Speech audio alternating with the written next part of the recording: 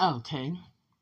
Good evening, um, good evening, Internet family. This is Anjanette Potter, also known as Adam's Rib, and you are listening to and watching Monday Morning Quarterback Live After Dark.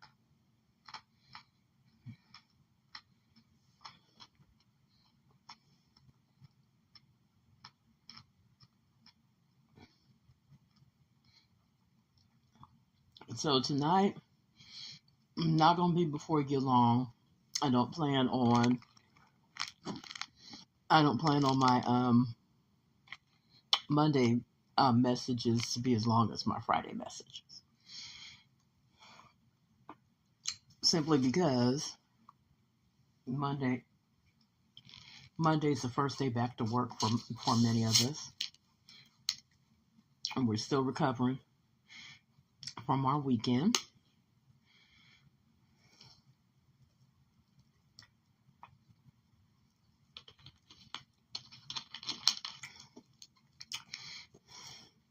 And as I said,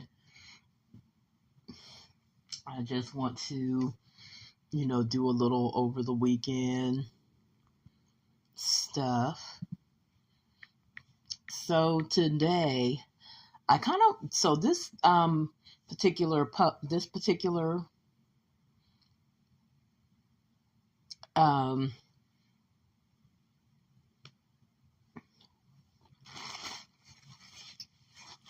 live stream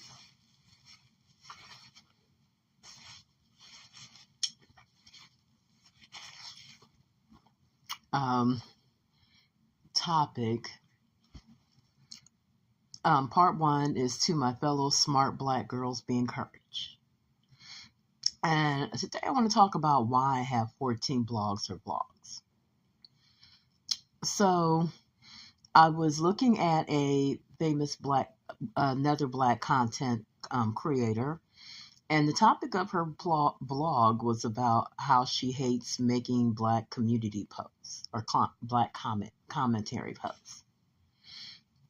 So fighting the good fight of faith when you're talking about race relations and when you are doing black commentary can get emotionally exhausting when you don't diversify it, when you're only on that one topic all the time. Um, I started off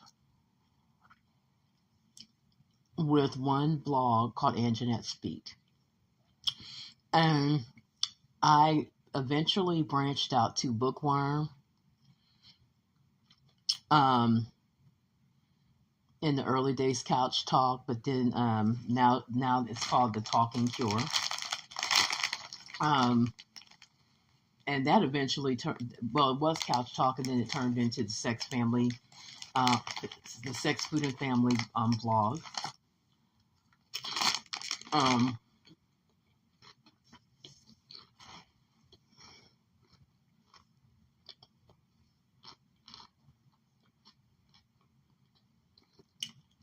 Eventually, I branched out into Out and About, because I began to post and go live from a lot of concerts that I was going to.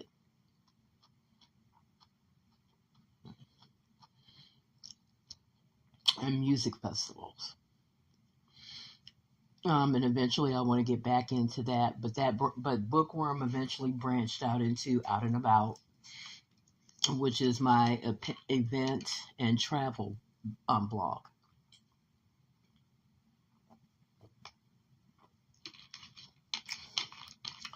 Eventually they branched out into about 7 blogs. Now I have about 14. And each time, I don't have 14 YouTube channels though. So each time that I post or a podcast, usually the topic will be, I'll start off, saying that this is going to go on a particular blog. This one is going to go on the Smart Black Girls Club blog.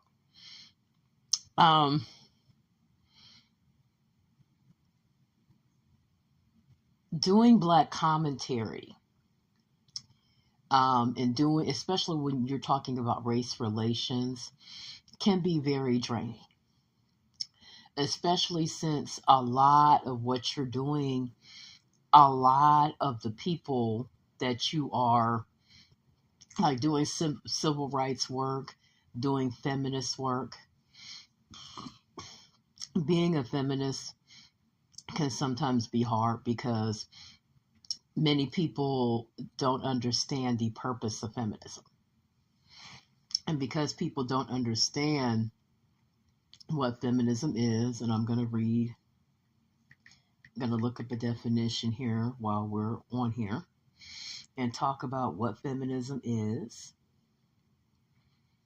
You know, a very, very generic definition because many people don't understand it. So, feminism is the advocacy of women's rights on the basis of the equality of these sexes. The inclusion of all of these in women in modern art, text, history books shows the impact feminism has had on the field. So, let me give you the Wikipedia version definition. Feminism is a range of social political movements and ideologies that aim to define and establish the political, economic, personal, and social equality of the sexes. Feminism incorporates the position that society prioritizes the male point of view and that women are treated unjustly in these societies, and we are. Efforts to change this include fighting against gender stereotypes and establishing educational, professional, and interpersonal opportunities and outcomes for women that are equal to those of men. Feminism is not hatred of men, that's misandry. A lot of times, so let's talk about Black commentary.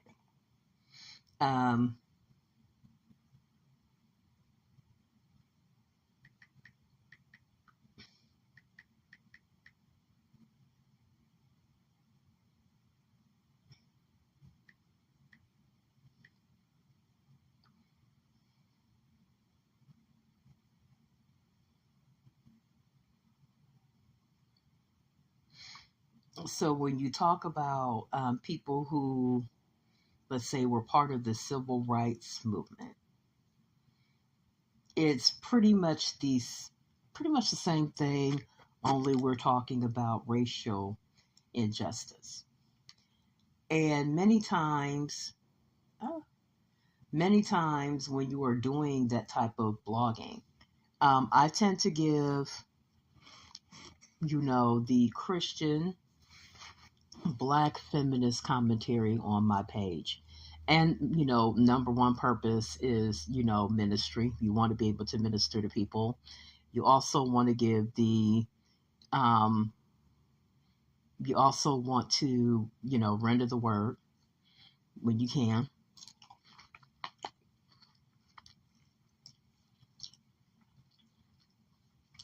And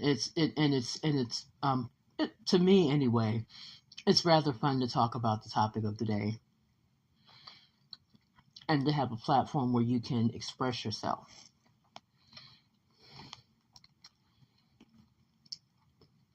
One reason, I just recently saw an episode of Good Times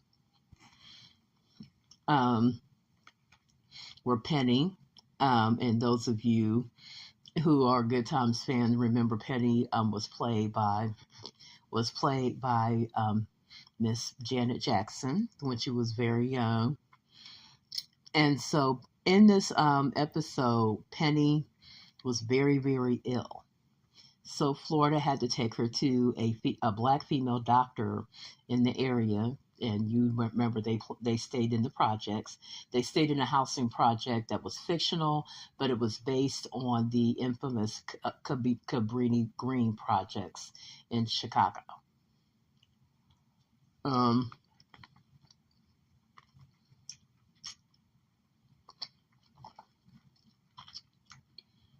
Um,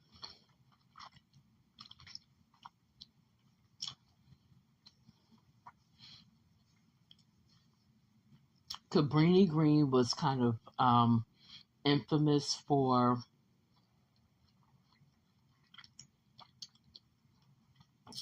high crime and not being the safest place to live. Also, a lot of poverty.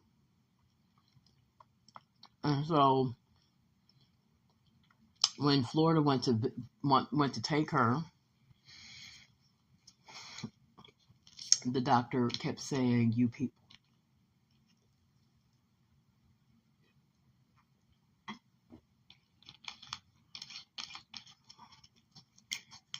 Referring to black folks.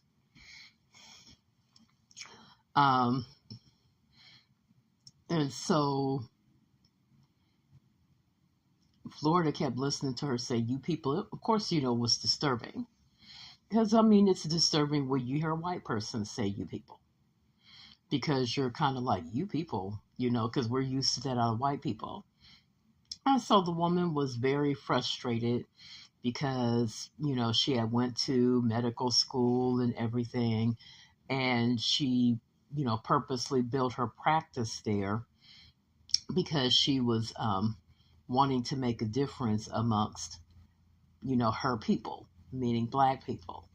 And she kind of saw what everyone who decides they want to have a social justice bent to what they do.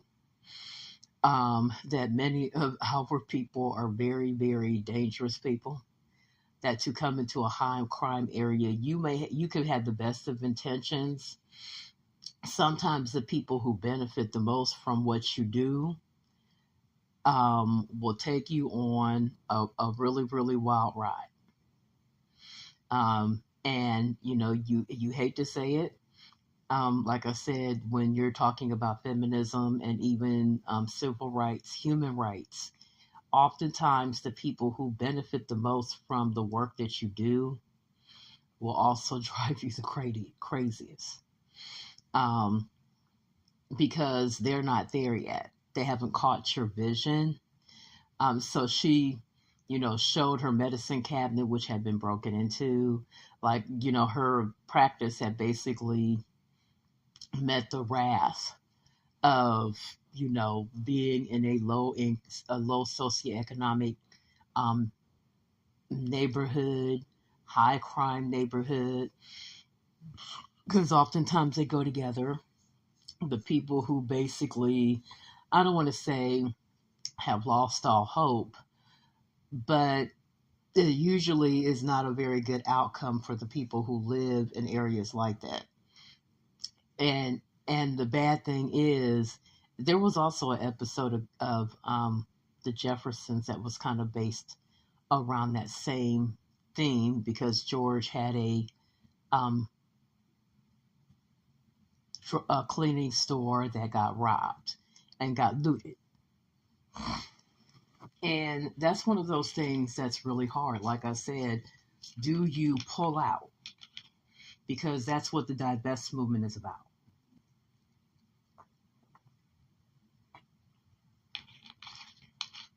Which I am not going to be part of. Number one, I don't think there are other ways that we can benefit our people. And so, of course, in both episodes, George decides to keep his store, and the doctor chooses to keep her practice. Number one, helping to treat Penny kind of brought back to her what her purpose was in remaining there. If you see this episode, first of all, like I said, I tend to like to watch older sitcoms. Not that I'm adverse to new sitcoms, because I'm not. I'm a fan of The Big Bang Theory and different other ones that have been on here lately. I'm always in favor of a well-written, well-timed, good comedy, good comic, good good sitcom, good television show. A lot of times I like to watch those shows because for me they're like capsules. Because you get to see, where the nation was during that time period. I always think it's interesting when I look at old episodes of Good Times and All in the Family, how there was a time when doctors made house calls. I'm like,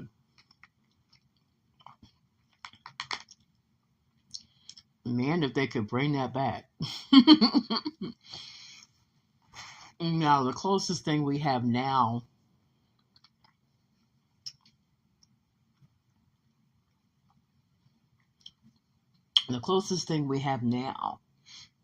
because of the technology we have the ability to go on screen and use, Zoom technology to talk to your doctor over your smartphone, which I think is neat. I told my daughter when my grandson was born, who celebrated his 4th birthday this week. So I've been a grandma for 4 years officially. I told her, I said, we are going to have a generation that thinks it is completely normal to talk to their grandparents over FaceTalk.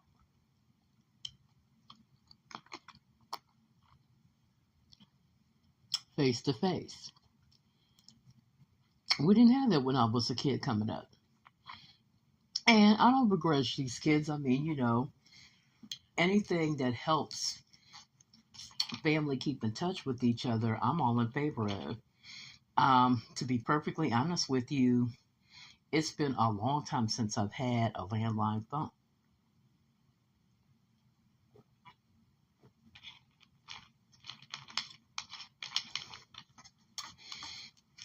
I also have noticed that the words long distance have been replaced by the word roaming.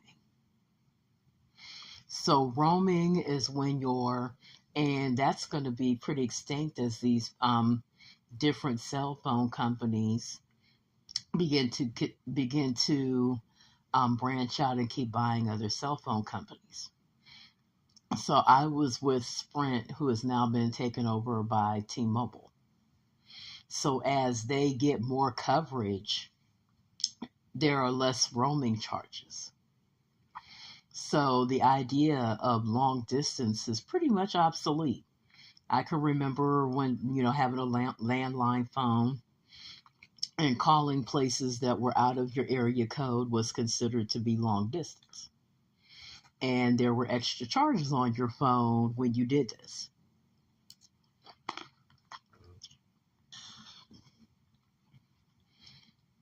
Now, I bring this up because I'm not going to stop doing most of my commentary. Like I say in everywhere my social media is, it is Christian commentary, born again Black Christian commentary with a feminist edge. Because I happen to be a Black Christian feminist. I believe in equal rights for the genders. Also,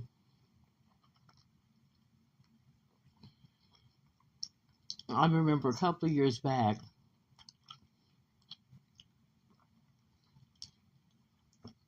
doing the past few Februaries, I had been doing 28 or 29 days of Black feminism.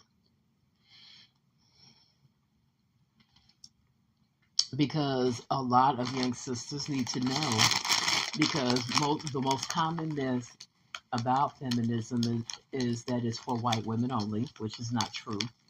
There have been plenty of Black women that have been involved in the fight for equal rights, especially for Black women.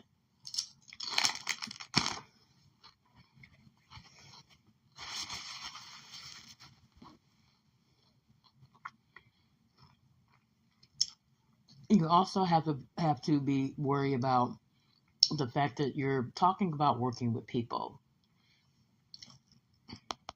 And I remember in the days when I did hair, because right now I'm kind of semi-retired.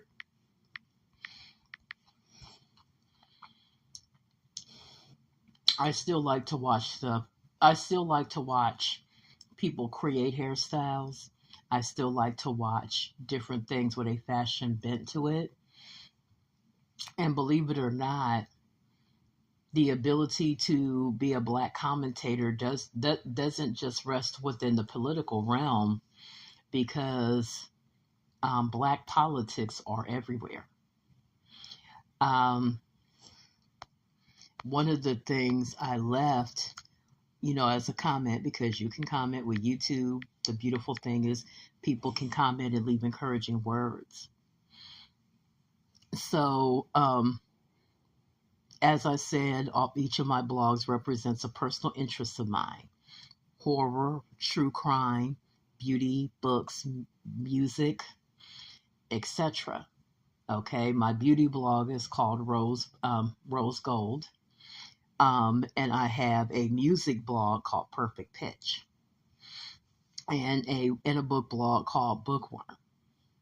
So each of my blogs have been around longer than each other, and if you look at any of them, you will see content. You will see more content on some than the other. So even in the beauty realm, the door can be open for me to discuss sexism, colorism, Eurocentric standards of beauty, natural hair.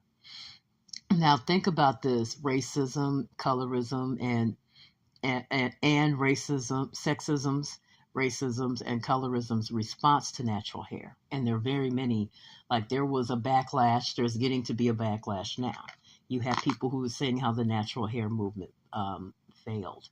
I don't see that. I understand some of the viewpoints concerning that, but I'm like, it's only a failure if you cave to outside pressure.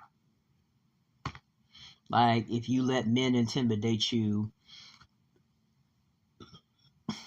about your hair by telling you that, well, and this is something that women get told all the time: you'll never get a husband wearing your hair, wearing that hair, wearing those clothes, doing that traveling, getting your own house.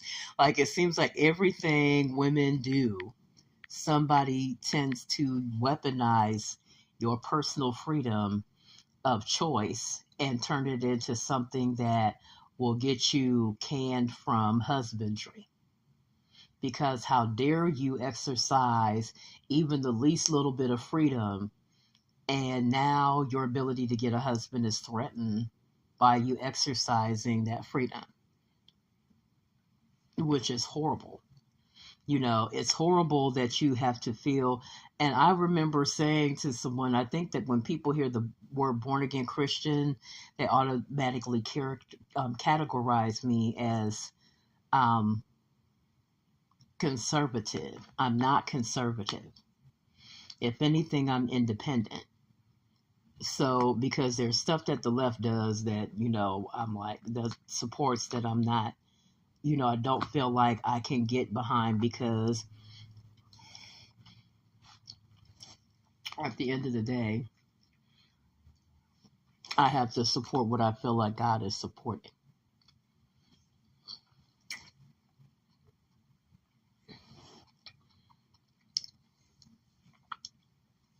We also have to remember that as a born again Christian, commentary is a fight.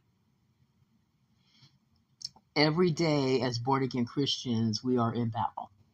From the moment that we open up once you accept Christ, you are now an agent of supernatural war, because the devil is a very, very, very, very jealous ex-lover.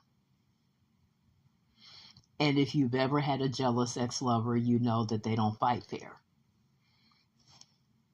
They tend to battle you for control. They tend to battle you to try to get you back up under their influence and control, which is most of what the supernatural warfare for the born-again Christian is. It's warfare against your freedom in Christ. And many times it shows up as ex-lovers that want to get you back into bed sexually. The friend who you used to get high with and you no longer get high.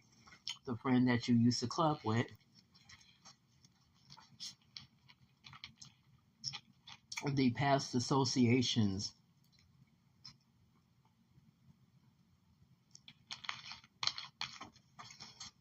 that you had in the past that kind of want to pull you back in.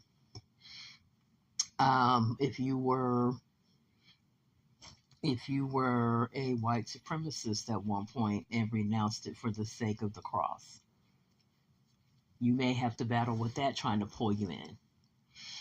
Many different things, try to have their way with you. And so it's always interesting, when I hear people say supernatural war. Supernatural warfare is not an excuse to sin against people or trespass against people. And one of the things, if you really truly are born again, that you will resist, and that is drawing other people in to sin with you because you're busy trying to resist sin yourself. So one of the scriptures I left her was 2 Corinthians 10:4. The weapons of our warfare, our might, are not carnal, meaning they're not flesh and blood weapons, but they're mighty through to the pulling down of strongholds.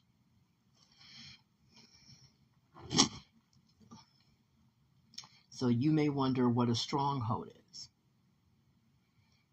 So because I have been meaning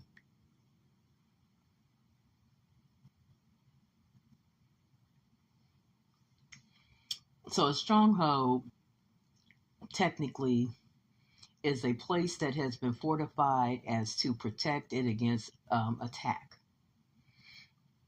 Number 2, a place where a particular cause or belief is strongly defended or upheld. So we want to talk about number 2, a stronghold. So you can have a church that has a stronghold when it comes to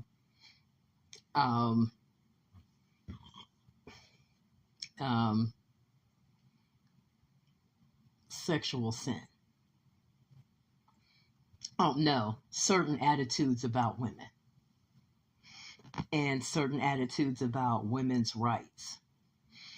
Let's say you attend a church and they strongly believe that women should wear their hair long and not cut it.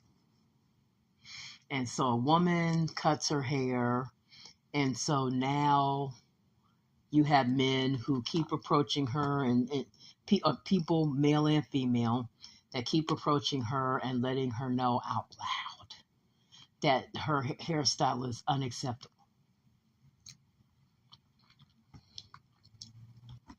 Where most churches nowadays are a little more casual and probably wouldn't do that.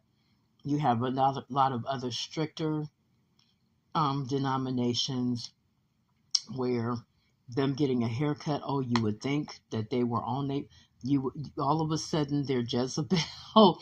Jezebel is one that people love to pull out when they want to control a woman. Okay. And Jezebel teachings, and it's really about male authority, what they call patriarchy.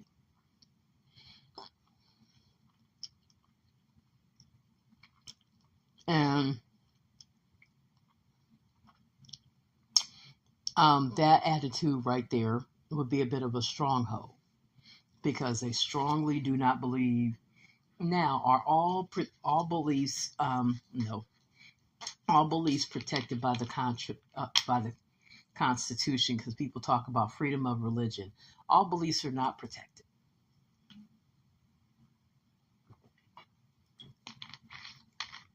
And they're not protected because many people have beliefs that support violence against women and children. Um, they just recently had a story on a little girl that got pregnant at the age of 10 as a result of rape. And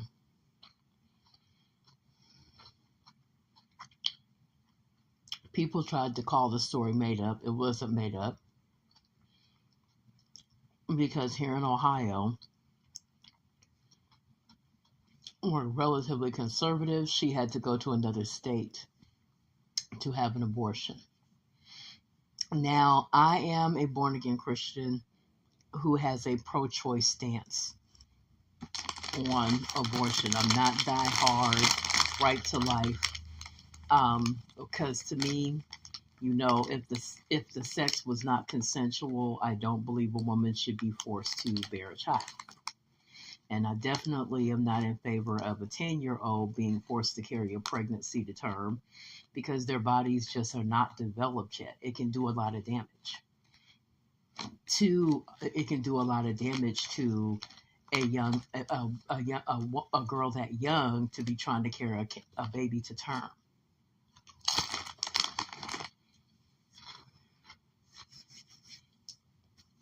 And the right to lifers agenda is not as pure as it seems. It's one thing to believe that a child has a right to be given a chance at life, no matter how they got here. And there are many people who are now grown who were the result of a sexual assault or rape. And I understand that. And, they're here because someone chose to give them life. They weren't forced to give birth to them. That person chose to carry them to term and allow them to live. That's understandable. I kind of commend those people, but I don't think that a person should be shamed if they are realistic enough with themselves to decide, I don't know, like I said, a 10-year-old has no business being forced to carry a baby to term. But then again, a 10-year-old had no business being forced to have the sex that got her pregnant. It would be one thing if she were playing doctor or the person who fathered the child were 10 years old also. Okay, and that's still too young to be forced to carry a child to term. But it wasn't. The person was an adult.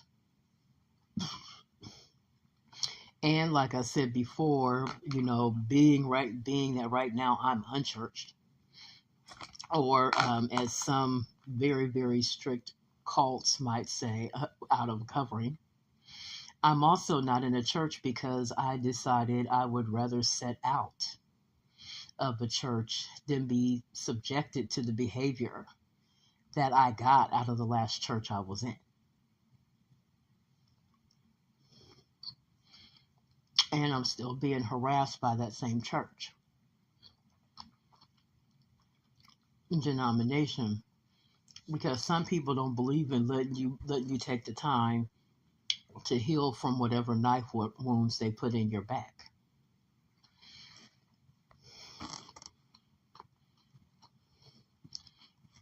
But like I said, social justice there's nothing wrong with social justice. Without social justice, we wouldn't have laws to protect women and children from being abused.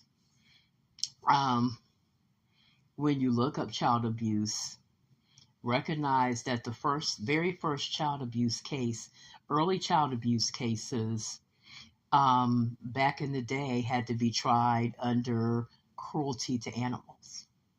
And the reason that they had to be tried that way was because there really weren't any laws on the books to protect women and children from violence, being violently attacked by the, quote, head of the household at the time, which would have been the husband. And it's an attitude that carries on to this day. You will have other men say, "Oh, that ain't got nothing to do with us. That ain't got nothing to do with us. That's that man's household. He has a right to he has a right to run his household however he chooses." Isn't that interesting? That somebody will sit over here and defend it, and they defend it even when it comes to violent, very, very harmful behavior. So I basically, left her a comment and a word of encouragement and was like, you have to stay prayed up anytime because people like sap your energy. They really do. Just on a regular spiritual, supernatural basis, being around people a lot and everything, it can sap your energy. You definitely have to take time to, be by yourself and pray and do what you need to do to kind of build your strength up. Sing, right now I'm looking into music therapy because it's, the combination of two of my very favorite disciplines to do. Music is very therapeutic. I went to rehearsal today, which I go once a week to rehearse with my old community college's vocal chorus, and it's fun because you get to be around other people. It's also fun because there's something that happens when you're allowed to sing and express yourself in a artistically. You're able to express yourself. And I remember when I was attending church and I was participating with our music department, it was a beautiful thing. I mean, by the time we would get done with our rehearsals, which were about 2.5 hours, I would have the answer for whatever was bothering me by the time I went up in there. I don't, you get a chance to, so people who who are creatives and work with the arts, it's as though you get a chance to minister with the Holy Ghost and allow God to speak to your situation. And there are many people who don't do that anymore. It's like, why don't you leave people alone and let them pray at least? It's a pain. So one of the things I also wanted to talk about was, the Jeffrey Dahmer story. So has been on Netflix. It's about 10 episodes. Now, I will give an opinion about the quality of it was very good. The quality of the series itself is that it was very good. Awesome musical soundtrack. I was listening to someone say that the LGBTQ community was a bit offended. And it's like, I hate to hear that, but the man was gay. And many and if you ever study serial killers, you will find that most of them seem to have some conflict going on in the sexual realm. And when conflict in the sexual realm isn't dealt with properly, it can result in violence to other people. Because they're not, and it's not an issue like, he was gay. He was also from a Christian background. His grandmother was very religious. The good thing about her being very religious is that one of his victims managed to get away from him because his grandmother stopped one of his attacks. She intervened, and the young man was still drugged and everything, but she managed to get him away from Jeffrey. So at least 2 young men escaped him. One thing that was controversial about this case is the case of the Laotian family that Mr. Dahmer visited himself upon. He had already molested the boy's brother. I don't know if he was younger or older. And he molested one kid in the family, and then he wound up murdering another child who was about 14 at the time. So the thing that was so controversial was the young man had got free. And one of the things that I was looking, I'm going to give this credit to Watch Mojo on YouTube. I highly recommend them. They're really actually very entertaining to look at. They talked about, they do a thing where they compare, how much of a particular thing was accurate. And so the Niecy Nash character was actually not a quote real character. She was basically a composite of several different black women who had called the cops and tried to get the cops to intervene, and had the cops listened to them, they probably would have caught him a lot sooner. Okay. I pretty much had the same opinion about him as I had back then. I do think that he was pretty much, racist. After watching,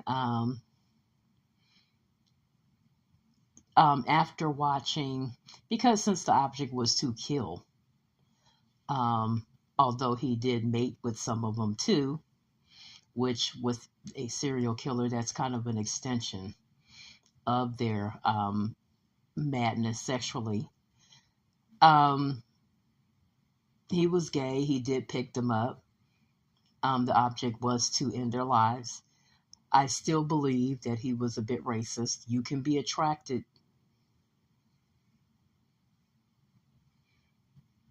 I don't have that particular fetish. Like, you can be attracted to another ethnicity and still be racist.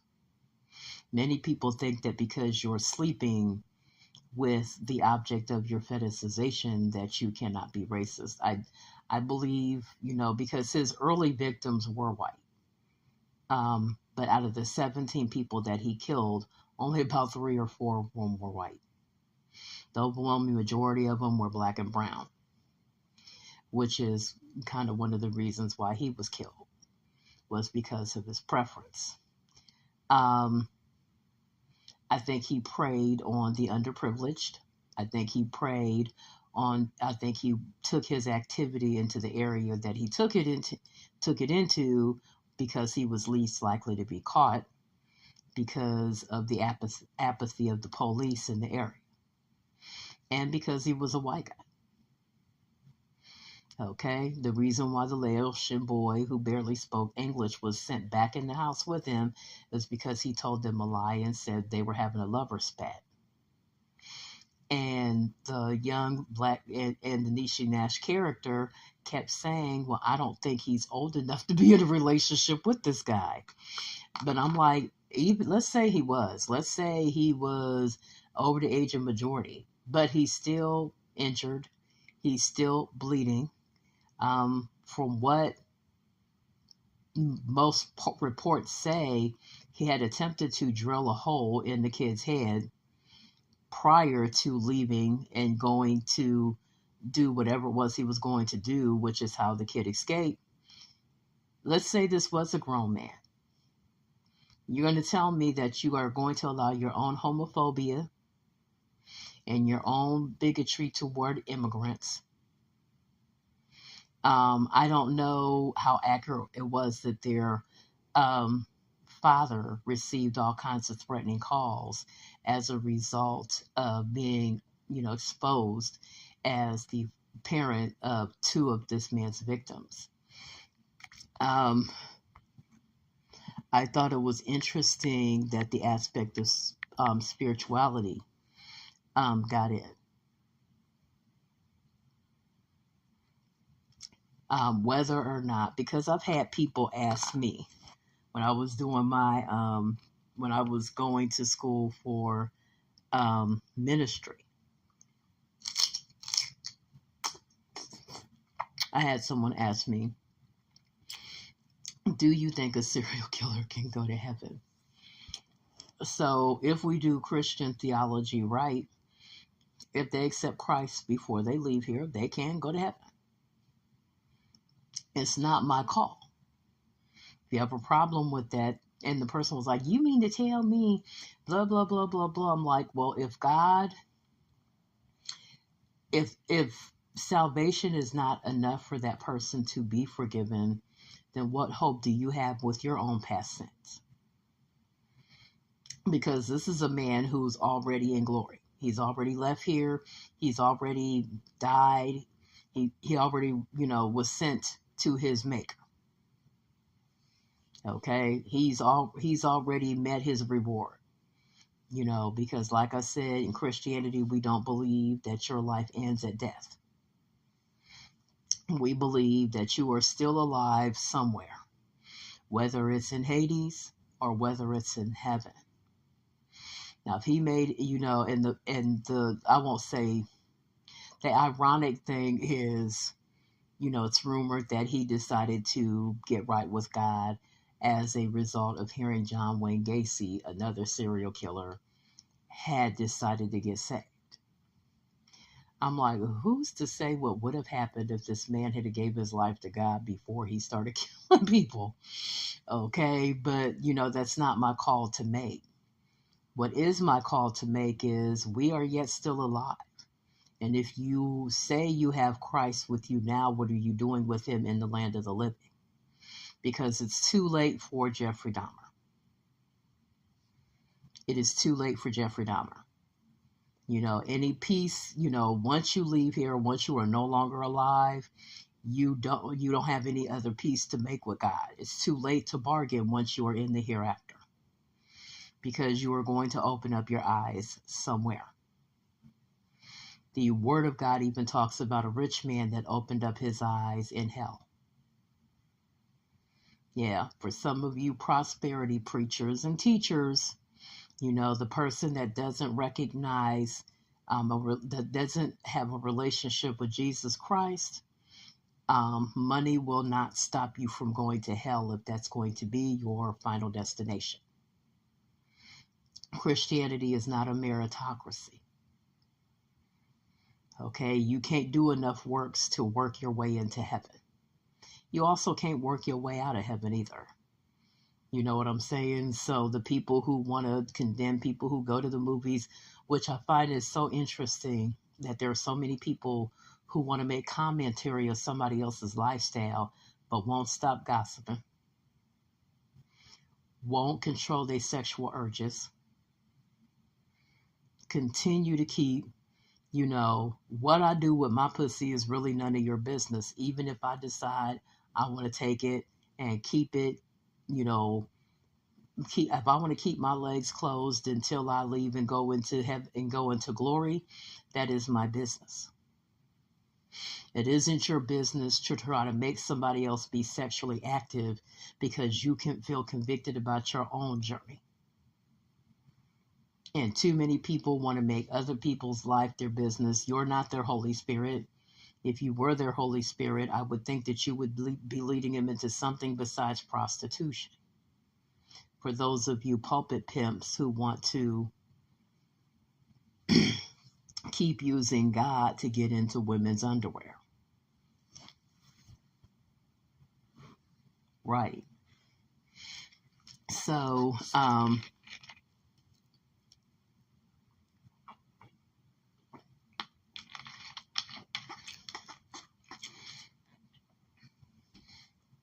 I think I will look up more information on the young man that killed him, though. Because, well, let me see here.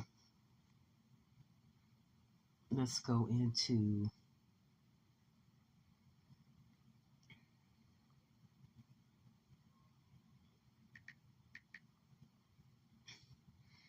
Yeah, he's being Googled pretty good. Homicide by bludgeoning.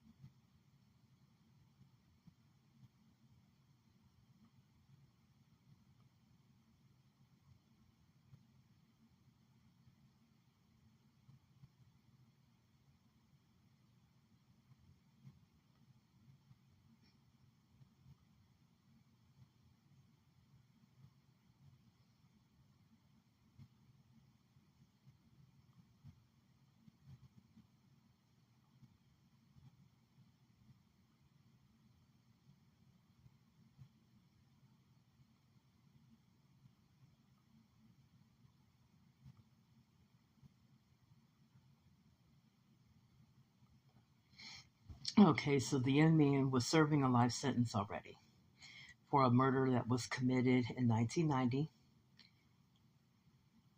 So let me see. So that was Christopher Scarver. So let's look at Christopher Scarver. So he's best known for his assault on Jeffrey Dahmer and murderer Jesse Anderson at the Columbia Correctional Institution.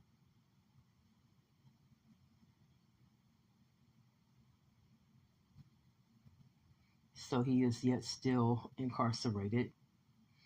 Um,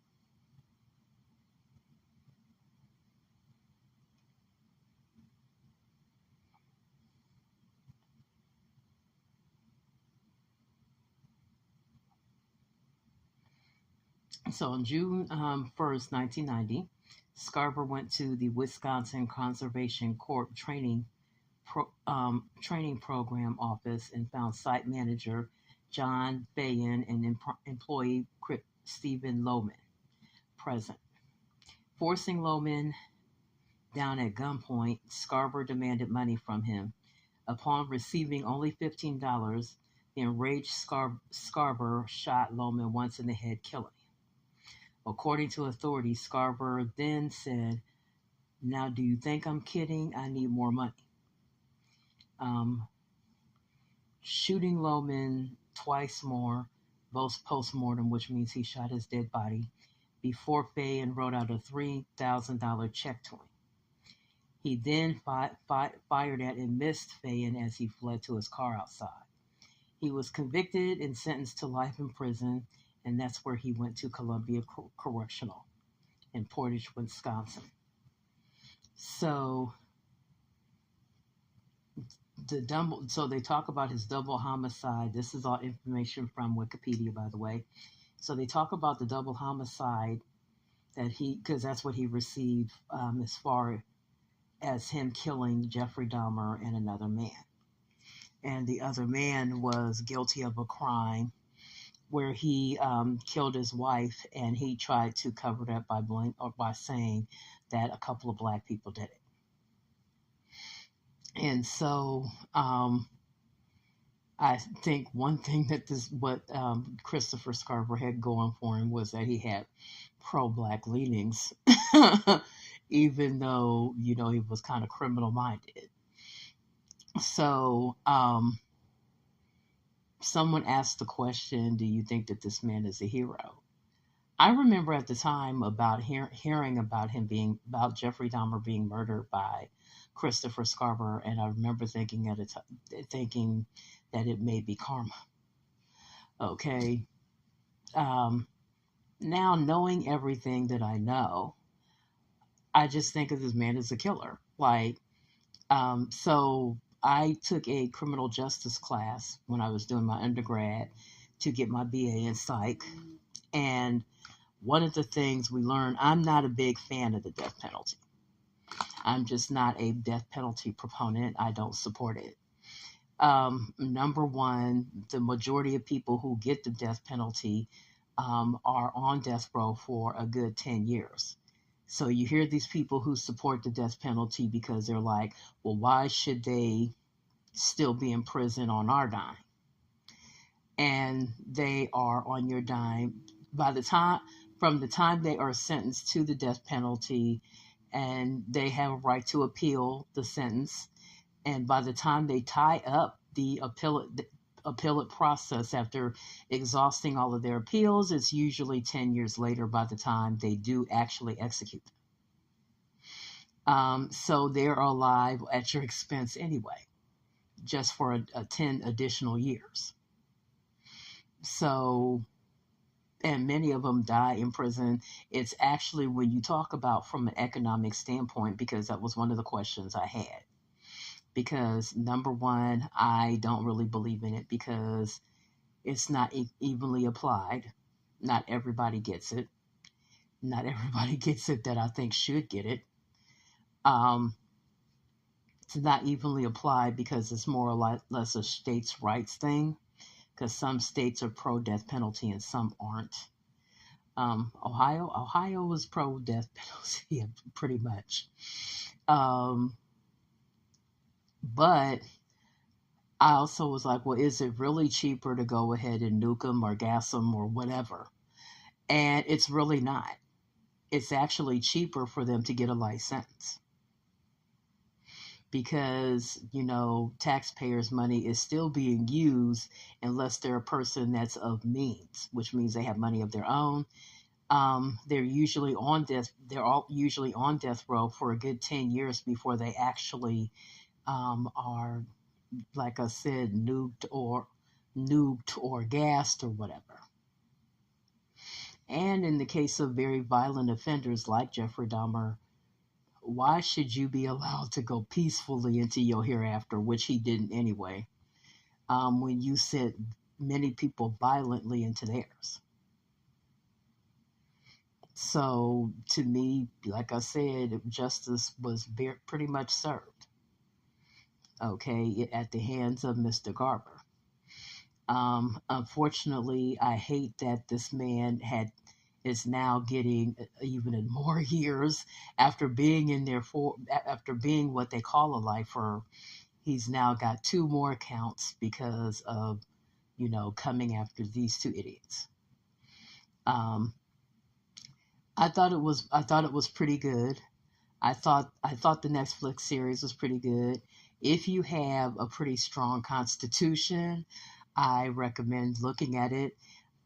Like I said before, it was more or less a time capsule because anymore, movies are doing very good musical soundtracks, and the music kind of takes you back into what was going on during that time period. Um, I don't think anybody is going to be ignorant enough to think that the gay person that people that they know are going to be as ruthless and as crazy as Jeff Dahmer. So, I just don't see that happening. So I think the homosexual community or LGBTQ community can kind of rest because I don't think anybody is going to. Um, I think if you're talking about the portion with the cops, uh, it never ceases to amaze me the amount of violence that's allowed to go on because of people's ignorance about a lifestyle or about a person or people. I think that homophobia definitely contributed to the young man being sent to meet his maker because he was sent back in the house. And let's face it, how many women in the past got left alone with a man who killed them? Okay, due to ignorance about, love or spats. Now they're afraid to leave you alone with them because they don't really. And I'm like, but it shouldn't take fear of you losing your job or fear of being disciplined to make somebody feel compassion on a wounded person. That should have just been common sense. So I'm going to wrap this up. I still plan on, so my Black commentary blogs right now at this time are Anjanette Speaks because I tend to like to talk about the news. So it's sort of an editorial blog, and Smart Black Girls. And there I will be talking about things that are germane to Black women. So I'm going to go ahead and get off of here. Enjoy your week. I will be back live this Friday at midnight. Going live at going live at midnight really seems to work for me because there are more people up than what I think. And not only that, you can, go to any of my, this is going to get posted to Smart Black Girls. So if you want to subscribe to it, you can. It is, let me see here.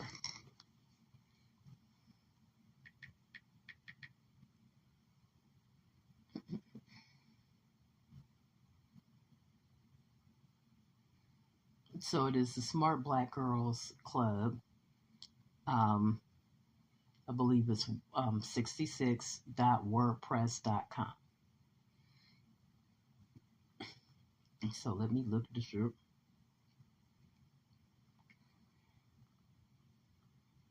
to make sure.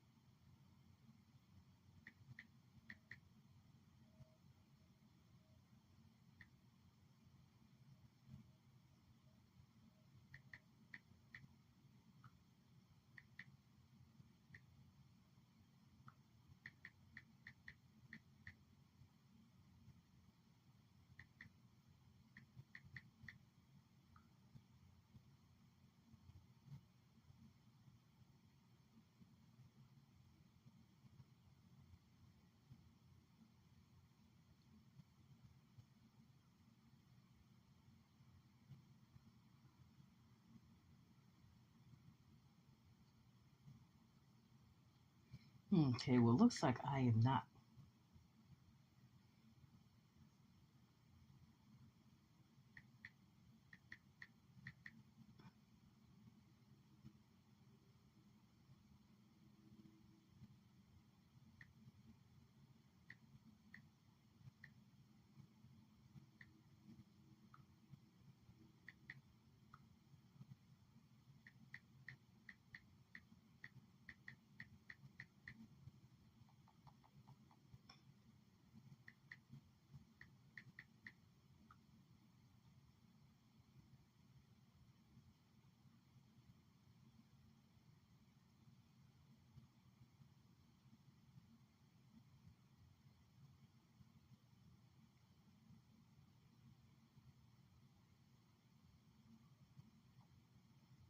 Well, when I figure it out, I will give it to you guys on Friday.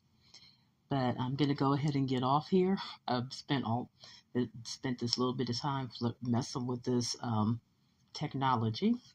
You guys enjoy your week, and I will be back on Friday to discuss some more issues with salvation. So you guys have a good one.